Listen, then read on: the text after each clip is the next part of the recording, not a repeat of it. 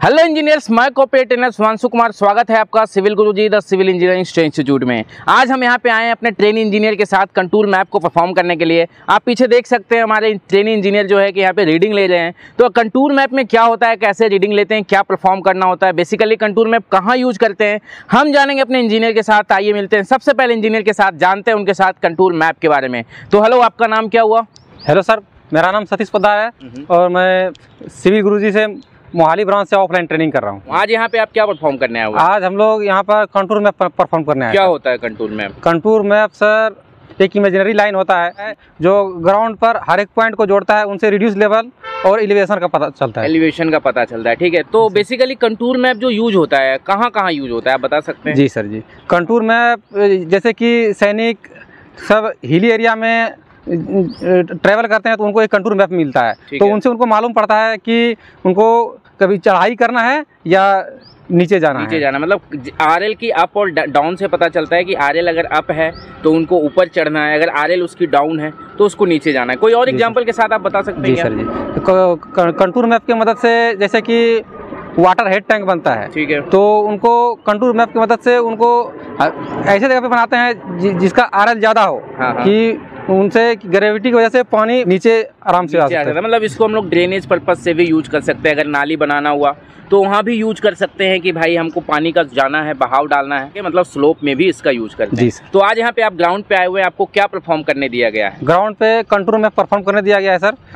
यहाँ पर सर आपने हमें 40 बाई 40 का प्लॉट दिया, उसके अंदर हम लोगों ने 5-5 फीट का ग्रिड बनाया हुआ है। दिखा दीजिए थोड़ा ग्रिड इन्होंने जो बना रखा है, ये आप यहाँ देख सकते हैं, थ्रेडिंग कर रखा है इन्होंने। 5-5 फीट का ग्रिड बना रखा है, ठीक है। आगे इधर आइए कैमरामैन। 5-5 फीट की आपने ग्रिड बनाई, तो सर ने आपको बताया था, मैंने आपको बताया था कि 5-5 मीटर की ग्रिड लेते, तो यहाँ पे 5 मीटर क्यों नहीं लिए? 5 मीटर सर जी थोड़ा जगह का कंजेस्टेड होने की वजह से 5 मीटर का ग्रिड नहीं ले पाए। तो क्या हम लोग 5 मीटर और 4 मीटर ही लेते हैं, ये जरूरी है? नहीं सर। क्यों?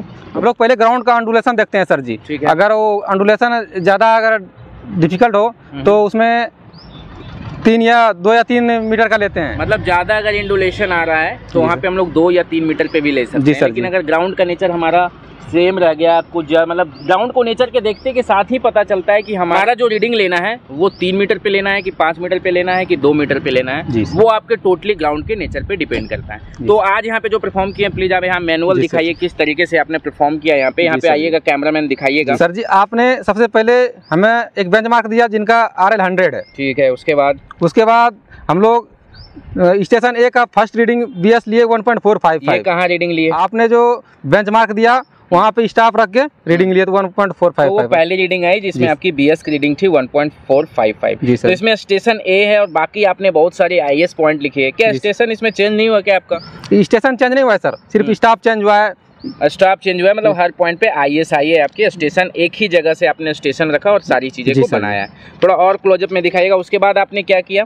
उसके बाद ये जो IS का रीडिंग है सर जी, जो ग्रिड बनाया है हम सब, वो ग्रिड में से रीडिंग लिए तो वही IS में हर जगह रीडिंग आया है। हर 5-5 फीट पे आपने जो रीडिंग उठाई है ये आपकी IS की रीडिंग आई, ठीक है। इन्होंने देखे और बहुत सारी रीडिंग निकाल रखी है यहाँ पे, तो ये सारी रीडिंग IS में है। तो ये वाली रीडिंग 1.51 ये FS में क्यों आ गया? ये अपना लास्ट रीडिंग जो आता है ना सर जी, सर्वेइंग में तो वो 4 साइड रीडिंग होता है, तो इसके लिए वो FS में ये रीडिंग ली है। अच्छा, मतलब लास्ट रीडिंग जो आया आपका FS में। तो यहाँ पे राइज फॉल RL ये जो दिया रखा है, ये आप कैसे निकालोगे? जी सर, राइज और फॉल तो सर जी ऐसे होमवर्क है हम लोगों के ये, लेकिन पूछ रहे हैं तो बता देते हैं सर जी। ठीक है, कैसे निकालते हैं? इसमें जो फर्स्ट रीडिंग है अपना, उसमें सेकंड रीडिंग माइनस करेंगे, ठीक है। तो अगर रीडिंग माइनस में आया तो उनको फॉल में लिखेंगे, ठीक है। अगर रीडिंग प्लस में आया तो उनको राइज में लिखेंगे। फिर आगे कैसे? चलो इसका तो बता दिया, फिर आगे वैसे ही करना है? आगे वैसे ही करना सर। फर्स्ट वाले में ये सेकंड वाले को माइनस करना है। अच्छा, तो अगर राइज प्लस में आया तो राइज में लिखना है, ठीक है। माइनस में आया तो फॉल में लिखना है। ऐसे करके हमको कंटिन्यूअसली करते जाना है। जैसे आपको राइज फॉल निकालोगे उसके बाद उसके अकॉर्डिंग आपने RL निकालना है, ठीक है, जो कि आपको होमवर्क मिला। तो आज आपने यहाँ पे कंटूर मैप को परफॉर्म किया। धूप भी बहुत ज़्यादा है मुझे पता है, और मैं भी आपके साथ खड़ा था धूप में, और जिस तरीके से आपने ग्रिड बनाया, रीडिंग ली, तो आपको आज यहाँ पे सर्वेइंग का जो है आपने क्या क्या कर लिया? सर्वेइंग का इंट्रोडक्शन क्लास कर ली जिसमें आपने ऑटो लेवल चलाना सीखा, रीडिंग लेना सीखा। दूसरी क्लास में आपने फ्लाई लेबलिंग के बारे में सीखा। आज तीसरी क्लास है, आपने कंटूर में परफॉर्म किया, तो ये 3 दिन हो गए आपको। तो क्या आप जो ऑटो लेवल का ये जो बबल सेट करना हो गया या रीडिंग लेना एकदम जल्दी जल्दी, क्योंकि आपने लगभग यहाँ 64 से भी ज्यादा पॉइंट की रीडिंग ली है, तो ये जल्दी जल्दी जो चीजें करने को आ रहा है वो आसानी से कर पा रहे हो? जी सर। अब अगर आगे जो भी सर्विंग से रिलेटेड अगर ऑन साइट आपको काम मिलेगा आसानी से कर लोगे कहीं भी, एकदम कहीं भी सर। बहुत बहुत धन्यवाद। मिलते हैं अपने दूसरे इंजीनियर के साथ। तो आपका नाम क्या है? मेरा नाम दिवाकर से होता है और मैं मोहाली ब्रांच सिविल गुरुजी से अपनी ऑफलाइन ट्रेनिंग कर रहा हूँ। ऑफलाइन ट्रेनिंग कर रहे हैं। तो आज की क्लास में आपने क्या करने आए यहाँ पे? आज हमने contouring by rise and fall सीखा है। राइज एंड फॉल मेथड से क्यों करते हैं बेसिकली? कंटूर मैप का यूज क्यों होता है? कंटूर मैप का यूज ज़्यादातर आर्मी में यूज होता है या ओवरहेड टैंक बनाना होता है, उसके लिए यूज करते हैं हम। आर्मी में इस करके यूज होता है क्योंकि सैनिक लोगों के पास भी ये कंटूर मैप दिया जाता है, जिससे वो हर एक एलिवेशन और अपने डिस्टेंस को पता करते हैं कहाँ पे उनका चढ़ाई कितनी है। हाँ। आपने वाटर हेड टैंक की एग्जांपल दी, तो वाटर हेड टैंक का क्या है पर्पस? वाटर हेड टैंक का पर्पस कंटूर मैप के अंदर ये रहता है कि जितना ऊपर उसकी आरएल होएगा वाटर टैंक का, उतना ही पानी का फ्लो ड्यू टू ग्रेविटी उतना बढ़ेगा। तो जितना ऊपर होएगा उतना उसकी डिस्ट्रीब्यूशन का मतलब आपका ये हुआ कि आरएल अप में होना चाहिए, जो वाटर हेड टैंक है, मतलब स्लोप में, ड्रेनेज में और भी सारी चीज़ों में यूज करते हैं। तो आज यहाँ पे जो आप परफॉर्म करने आए बिल्कुल आसानी से समझ पा रहे हो? बिल्कुल सर, बिल्कुल। तो आज हम आपसे पूछना चाहेंगे कि हमारे जो सिविल इंजीनियर जो हमारी वीडियो को वॉच करते हैं, अगर वो सोच रहे हैं सिविल गुरुजी के ट्रेनिंग लेना, तो मैं आपसे ही जानना चाहूँगा कि क्या उनकी सोच सही है? लेनी चाहिए ट्रेनिंग? जो आपने सोच के आया था वो मिला आपको? बिल्कुल लेनी चाहिए ट्रेनिंग। एक लौती ट्रेनिंग इंस्टीट्यूट है जो आपको प्रैक्टिकल नॉलेज देती है सिविल इंजीनियरिंग। आपको साइट में इतनी नॉलेज नहीं मिलेगी क्योंकि वहाँ पे सिर्फ आप काम करने जाओगे, पर जितना भी सीखना है वो सिविल गुरुजी के इंस्टीट्यूट में ही सीखने को मिलता है। तो इंजीनियर्स, आपने देखा हमारे ट्रेनिंग इंजीनियर ने कितने ही आसानी तरीके से कंटूर मैप को यहाँ पे परफॉर्म किया और ये अपना व्यू दिए हैं आपको